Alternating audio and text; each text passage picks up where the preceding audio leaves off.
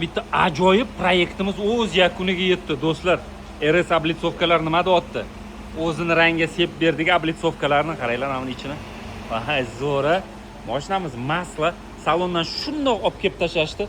Buni biz polniy kompleks ishlarni qilib berdik. Mana buni qaranglar, idealligini do'stlar. Polniy full injektor. Qaranglar.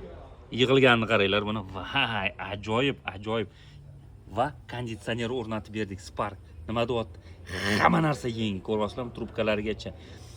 Generatorlarni ham katta Matiz Bestkini bosdik. Qaranglar buni. Ajoyibligini do'stlar. Elektronli tablolar albatta bo'ladi.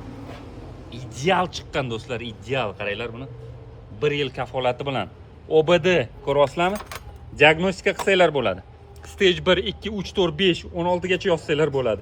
Plus bunga 4-pokoleniya metan, propan ham o'rnatsanglar bo'ladi do'stlar.